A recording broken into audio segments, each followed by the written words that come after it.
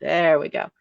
So I am really excited to introduce our topic for today's meeting, which is the Sacred Waters Shared Future campaign. Cassie Champion from the Met Council Environmental Services is going to be talking to us about it. As the principal environmental scientist there, she's worked for 27 years in surface water quality monitoring on streams and tributary rivers in the Twin Cities. She spent her career located at Metro Plant, the oldest and largest water resource recovery facility on the Mississippi River. This work led to an appreciation of water infrastructure and the built water cycle, both of which she will talk about whenever anyone gives her the opportunity. So, big welcome to Cassie.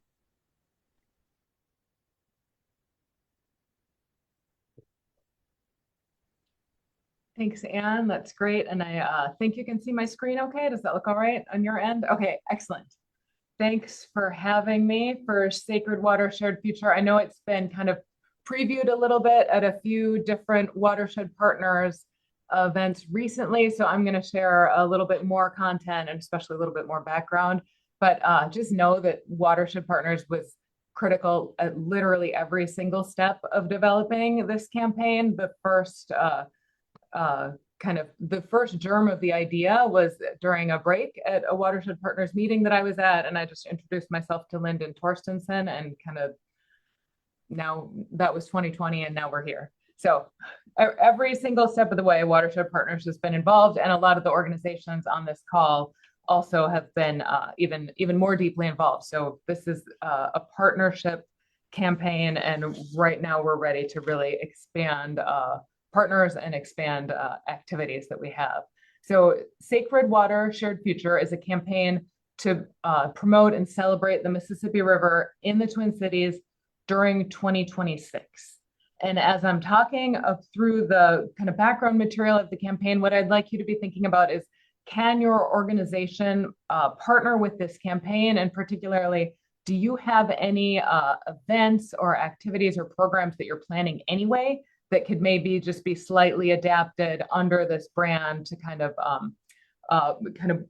make a bigger aggregate effort to recognize the Mississippi River. So what Sacred Heart Shared Future really essentially is recognizing a century of water quality improvements on the Mississippi River in the Twin Cities as it has been documented by water quality monitoring. But before I start describing this century 1926 to 2026, I want to acknowledge that 1 century is not very much time in the 10,000-year life of the river and the long history of people who have already lived here. The population growth in the region from about 1860 through 1890 was unprecedented in the history of the river and its people, and the effect on the aquatic ecosystem was devastating. 1926 was the first water quality survey of the Mississippi River in the Twin Cities. Unfortunately for the river and for local residents, the scientific study confirmed what everybody already suspected. The Mississippi River was essentially dead, and the primary cause was raw human sewage flowing directly untreated into the river. 1926 was an inflection point in the relationship between Minneapolis and Saint Paul and the Mississippi River. It was the beginning of the first commitment to repair the harm that had been caused by the sudden rapid population growth. In 2026, we have this unique centennial opportunity to commemorate that original commitment and to renew regional commitment to a healthy river so that the Mississippi River will be loved by current and all future generations of Twin Cities residents. So to set the stage to talk about that 1926 water quality survey, I'm going to talk through 3 stories. So I'm going to give you a short history of regional population growth, history of cesspools and sewers, and a history of transportation. And all those are going to be really fun. And we can't talk about everything. So here's just a few things that I'm not going to talk about at all, but are also super interesting. Firefighting, the history of drinking water, and the history of epidemic disease in the region. Many stories could be told, but I'm just going to start with these three. So here's my first one, the history of regional population growth. So what we've got here is a painting of the view from Fort Snelling at Bidote from about 1846. So this is, you're seeing the confluence of the Minnesota River and the Mississippi River just a little bit upstream from downtown Saint Paul. And this painting shows us a wild and free-flowing Mississippi River at a time when the human population in the region was very well distributed. Bidote is the Dakota word for confluence, and the Dakota name for the Mississippi River is Wakpa Tonka. And the word we use, Mississippi, is closer to the Ojibwe word for Mississippi, which is Mississippi. My pronunciation isn't good enough for me to be able to say it differently, but that's sort of a history of the place and the words that we use, the names. So now, moving forward in time, this is 1905, standing at where Indian Mound Park is now. You can see evidence of the population growth, the growing downtown Saint Paul area. And then if we jump even a little further forward, now we're in Minneapolis, you can see some familiar sites like the Stone Arch Bridge and the gold medal flower sign. But you can see the heavy industrial development and the evidence of just extraordinary population growth. What I'm going to show you next is just sort of a diagram of, to put some numbers to it.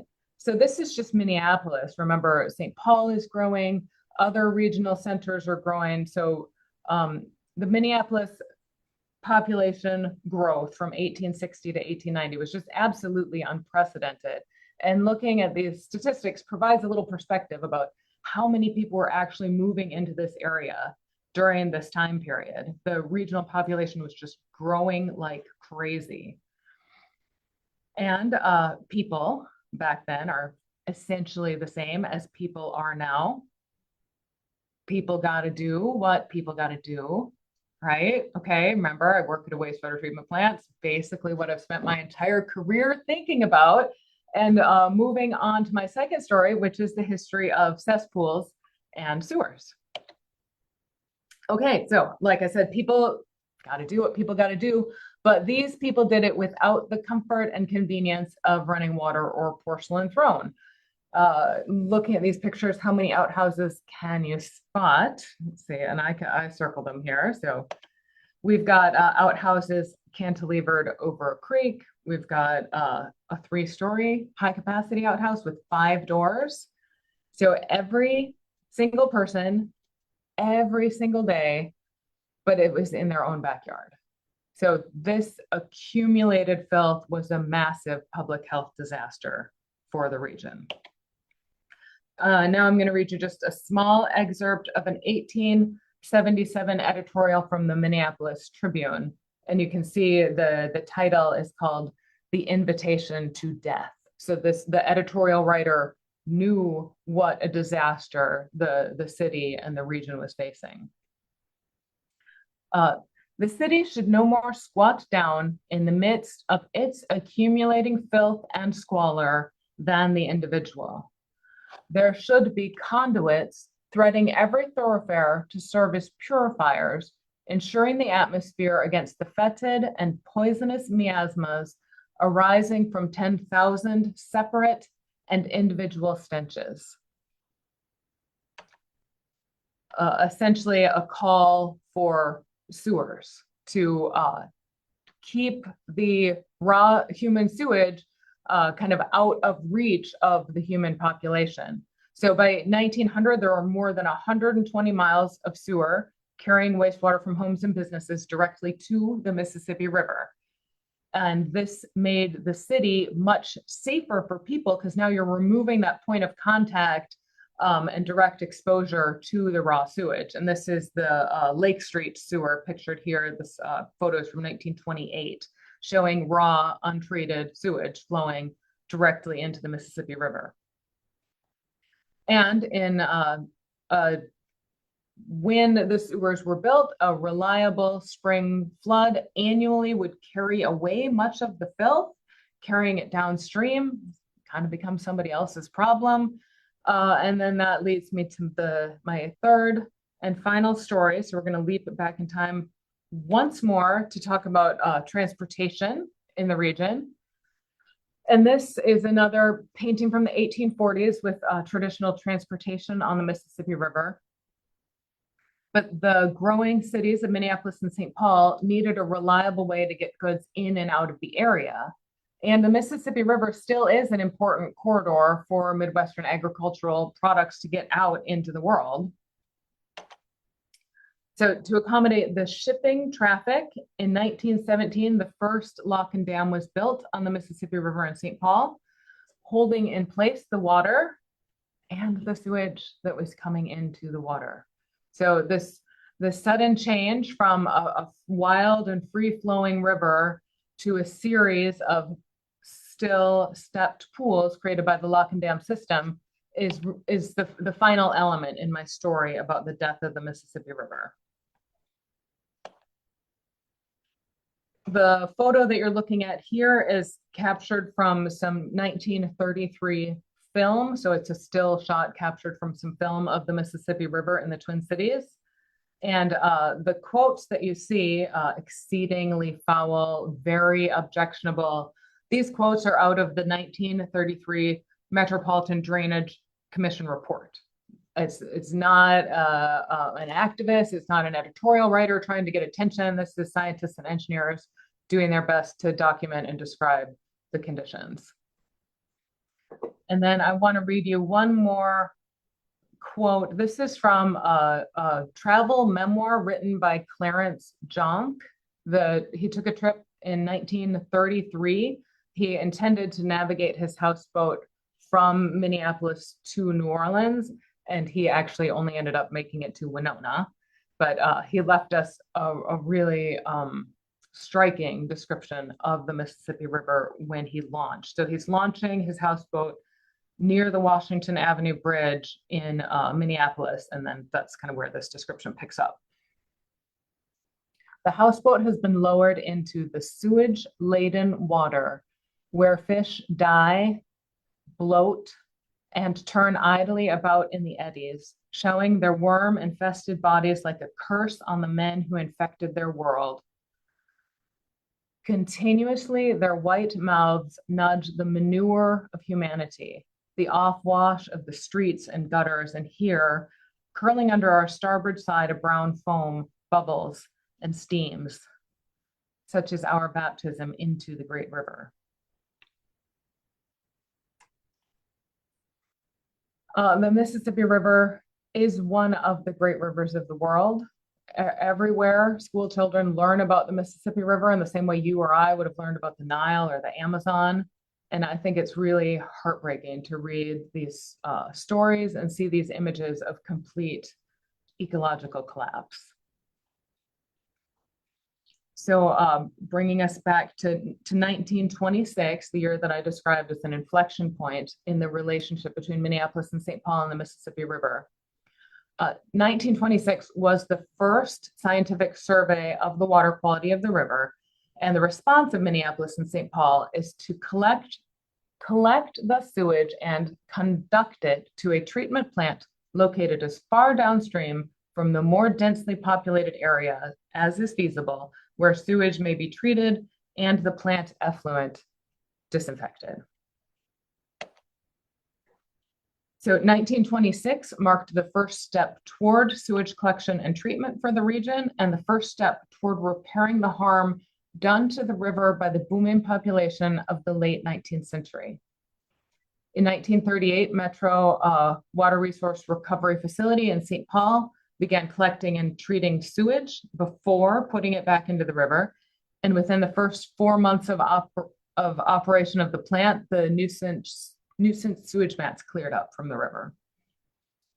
Metro Plant is the first wastewater treatment plant in a metropolitan area on the Mississippi River. And at the time, it was the largest chemical wastewater treatment plant in the world, meaning it could disinfect its effluent. And it's still the biggest on the Mississippi River, and it's the 8th biggest in the US. Now I want to show you the difference made by clean water. So here's a chart showing the dissolved oxygen in 1926 compared to 2025. And the red line there, you can see it was the water quality guideline that was adopted in 1928, like the goal being that the Mississippi River oxygen would never dip below 2 milligrams per liter. And most people on this call are familiar enough with water quality numbers to know that 2 is extraordinarily low. 5 is okay. 5 was the standard that was adopted in 1974, and that's all right, but it's sure not great. So you can see that the extremely low dissolved oxygen from 1926 that was not capable of supporting life compared to this August. We've got our, nice highs, 7s, plenty of oxygen in the water for fish. And now here's some more direct evidence of the fish. This is the 1926 fish survey where they only found 3 fish in the entire surveyed reach, which was Saint Paul to Red Wing. So they only found 3 individual fish. And then the most recent data, again, Met Council doesn't do fish surveys or collect fish data. I pulled this 2016 data off of the MPCA website. And you can see that we went from 3 fish in 1926 to 2,597 fish in 2016. So it shows the resilience and the recovery ability of an ecosystem. Once we remove that stress, the ecosystem can rebound and recover. The fisheries improved, migratory birds are back, and now the river is a popular place to go kayaking and boating. We've got a rowing crew. It's a really important part of our region. The 72-mile corridor through the Twin Cities has been a national park since 1988. And we really, as a region, embrace our beautiful river. But I think that this history of ecological destruction has been lost. Typically, when I ask, is the Mississippi cleaner now than it was 100 years ago? I usually get the answer that the river is dirtier now than it's ever been, and it's getting worse. And that's not true. And the 1926 water quality survey and all of the descriptive documentation over the next decade or so tell the story of the Mississippi River in a way that I think most people don't learn.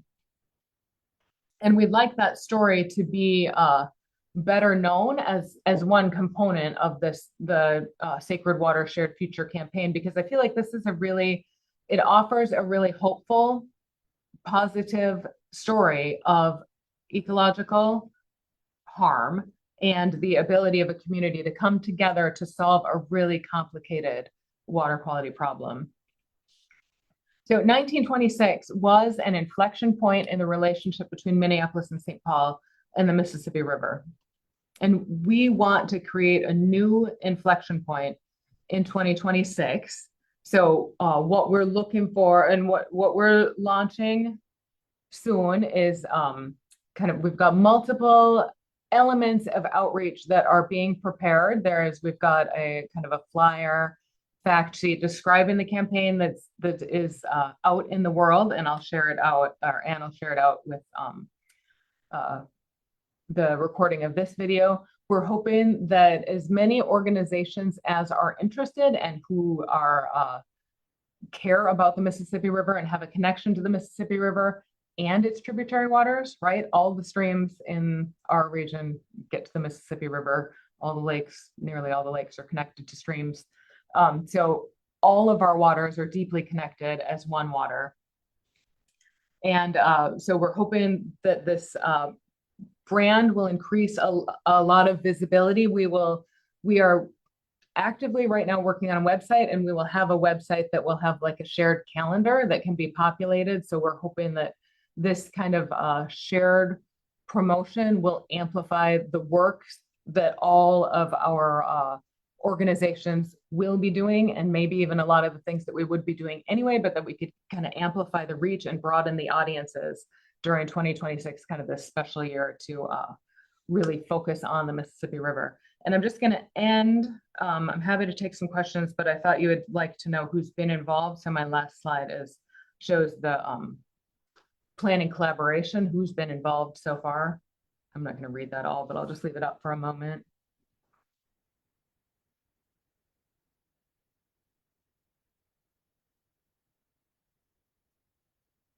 And then I'm happy to take any questions.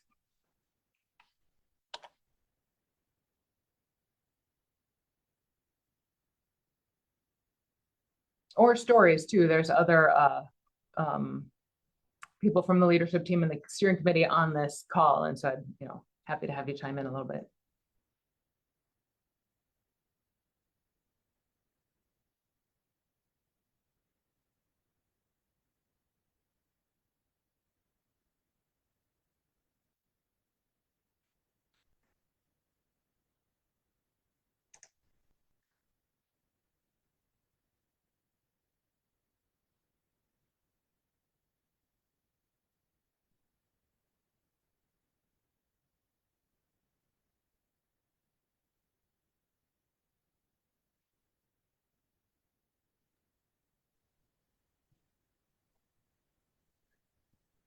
Cassie, Hey there.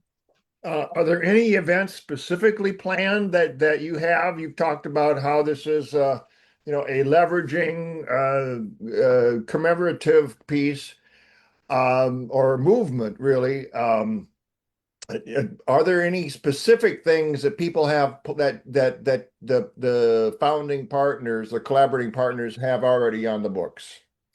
Yes, I think that's helpful. And that brings me to a helpful distinction too. Here, I'm gonna, oops. Okay, there we go. So the campaign planning group, we're not going to plan any events directly. But every organization that's involved in the leadership team and the steering committee that have been the campaign planning group, all of our organizations are planning events during 2026 that will have the Sacred Water Shared Future brand. And so some events that are in the works right now, I listed a few up here. So for example, Eco Experience will, what I know that their plan is that they are going to have their kind of their large sculpture that right now is that swirling bag tornado. They're intending to have something new that's like iconic Mississippi River will be like one of their big centerpieces. And there will be some presence of Sacred Water Shared Future at the Eco Experience. The Mississippi WMO is planning, has several kind of arts focused outreach programs, and they're planning on basically nearly everything that they do in 2026 will be under this brand. Three Rivers Park District is 2026 for them is their big year of rivers. And so they will be incorporating the Sacred Water Shared Future brand into that work. We Are Water MN, which is actually a statewide, that's a statewide organization. It's cooperative between the Minnesota Humanities Center and the Pollution Control Agency.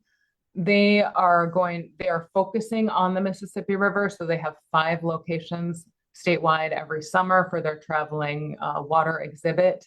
And I believe that 3 of them will be Mississippi River communities in the Twin Cities, and 2 will be outstate Mississippi River communities. But that's how they'll be incorporating it into their programming. And then inside of Met Council, we've been working with Parks and Transit to develop some ideas about how can we kind of both get the word out and celebrate the river in regional parks, and maybe bus advertisement cards, for example, bus wraps. So that's just a few examples, and I think I've seen some chats come in. Yeah, it looks like there's a question about when the website will be live. We're intending for it to be live at the end of October.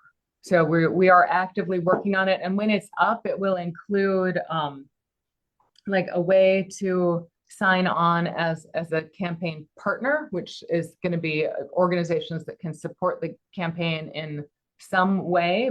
We're expecting the most common way would be to plan and host events. And so that's kind of got its own, it'll have its own sign up channel. But some organizations have said, oh, well, maybe we could provide funding to events, or maybe we'll be able to get some advertising sponsorship.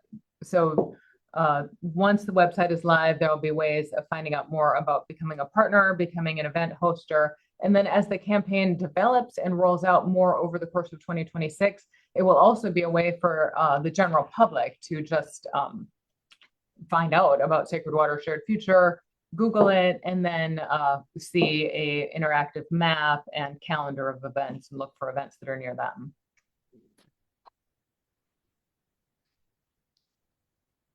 And there's another question about nonprofits engaging with the campaign, and how Clean Water MN is going to leverage it, which is a great question for the whole group.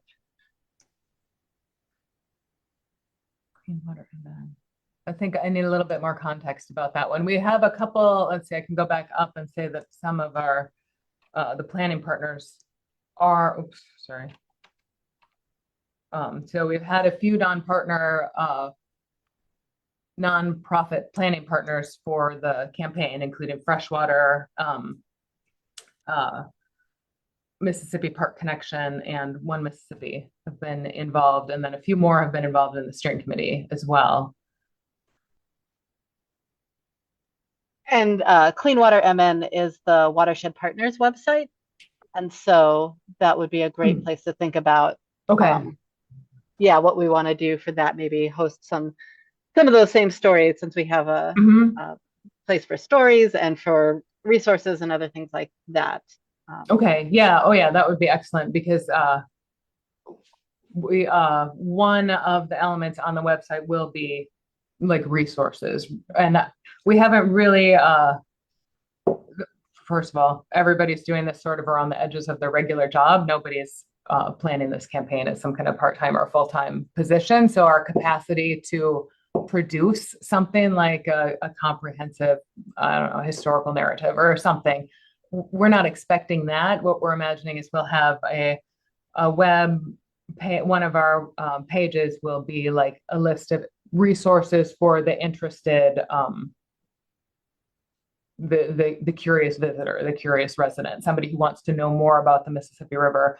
And one of the really hoped for outcomes and goals of the campaign is these kind of deeper connections among water organizations in the Twin Cities. So we hope that having links among resources, definitely one of the goals. So I can imagine the links going both ways for sure.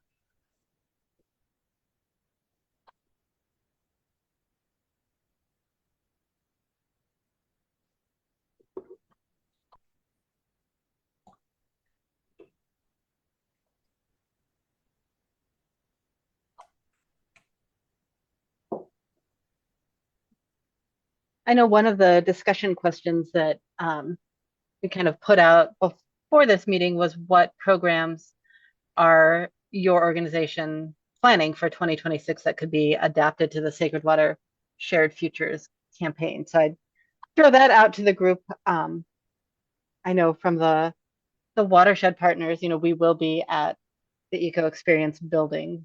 And so I think talking about our connection between Adopt a Drain and keeping the river clean is a good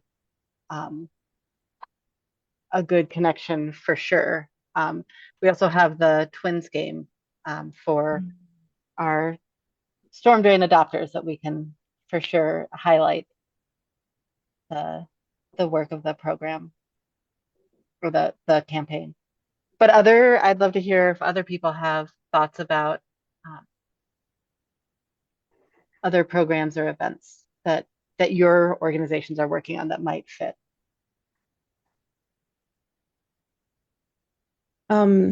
So Anne, one of the things that we had kind of been throwing around for a while is doing a book similar to the Drainy book that we did last year, finishing that up with a story about the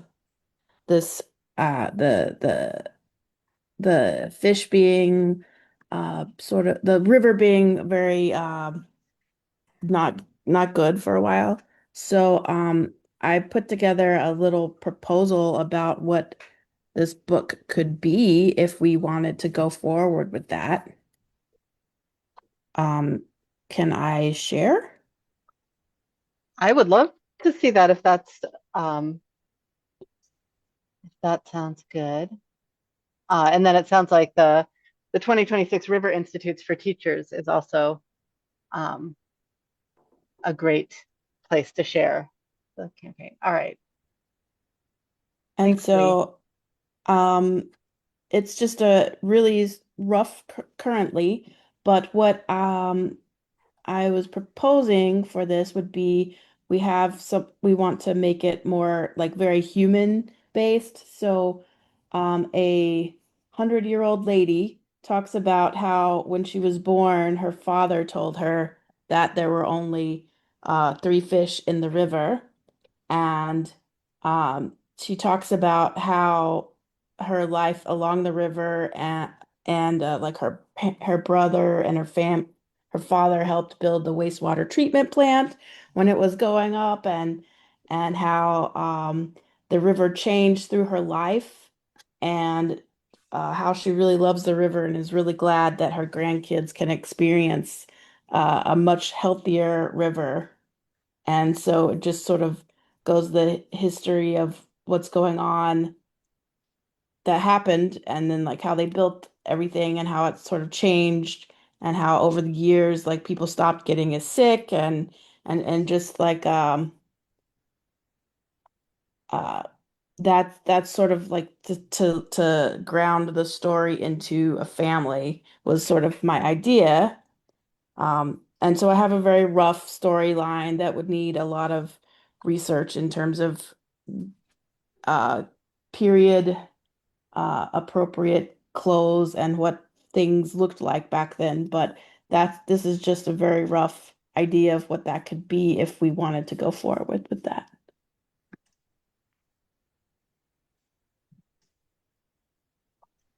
Oh, thank you, Lee. That's I love the idea of putting it um, in a story form like that. Anyone else have thoughts on that?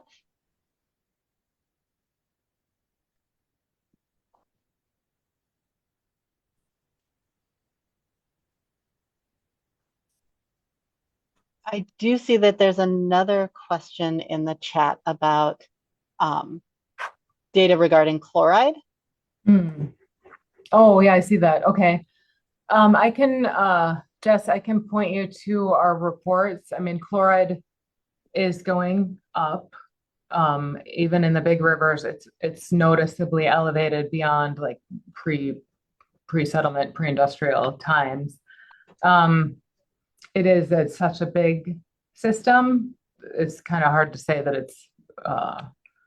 it's hard to say anything other than it's obviously elevated and trending upward. But I can show you, we've got a report. There's the 2019, we've got two reports, one that went out about the streams and tributary rivers, and then one that went out about the large rivers. And I can point you to those. I won't make anybody watch me dig through links right now, but maybe I can give those to you, Anne, and then those can just be included in the materials. Okay. Yeah, that'd be great.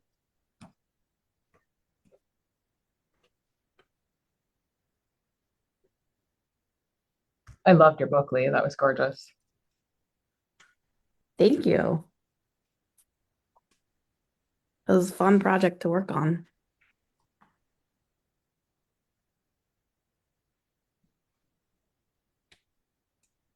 One of the opportunities I believe that we would have is to use this to further any of the watershed partners shared initiatives. As we think about it, certainly at the state fair is a huge opportunity. But we could also think about that the adopted drain program is a great action step for any of these items that people are doing of the collaboration. And one of the things that struck me is to be more aggressive in setting a goal. This year, we'll probably get about 2,300 people or so. the signing up. And it'd be interesting if we could double that next year to get 4,000. That would take us up to 20,000 adopters. That's a huge number. So just something to think about as that moves forward. And I just think it's a really pretty fun opportunity to get the attention of the public that's out there.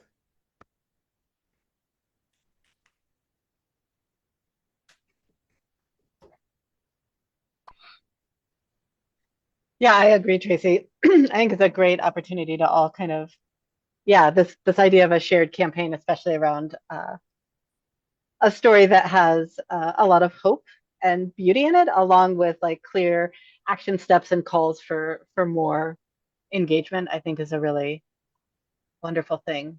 Um, Along the adopt a drain lines, I just wanted to, we sent out our first ever email to the entire group of participants. So that's across the country. But we could, again, we've sent out things about Winter Salt Week to all of the Minnesota adopters. And so I feel like, having a story to share, a celebration, that sort of thing to share with our adopters would be great. But also if there was, events that we wanted to invite them to or other action steps we wanted them to take or things like that around it, we can absolutely reach out to that group, which is 16,000 people right now in Minnesota.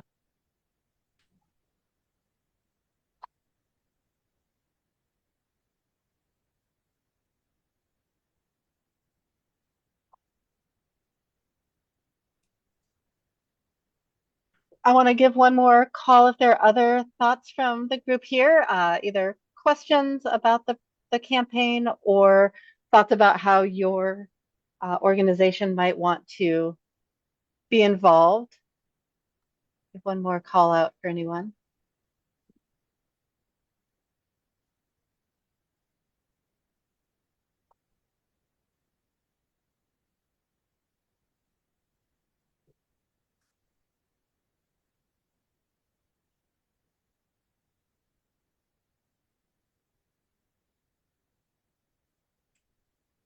All right. Well, huge thank you again to Cassie for presenting on this and for all of the groups that are part of this and the steering committee. It's a huge undertaking and pretty exciting. And I know that we will be talking about this as we go on through the next year.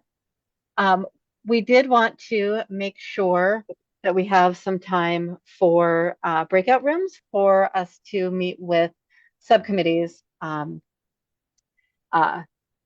to talk. What we'd love is if the subcommittees wanted to talk a little bit again about this campaign and whether they see a connection there. So again, the subcommittees that we have that meet during our meetings are the Digital Resources Library, which also has a kind of a calendar of topics. So I think that will be a really good thing to talk about where where this fits in with pulling together topics for kind of a calendar of outreach topics.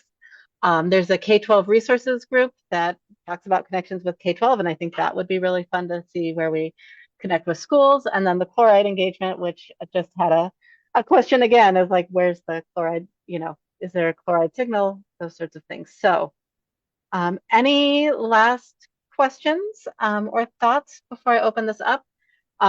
Again, so feel free to choose a room that's of interest to you. Choosing a room does not commit you to anything in particular other than being part of this conversation. During this time, we try to set aside time every other, every third meeting for our subcommittees to meet and talk about topics so that we're not adding a whole lot of extra work for everyone. And so you are free to choose a different breakout room anytime and just really want to have people be in a little bit of a smaller group conversation. So I'm going to open rooms and let people join, and I believe that will stop.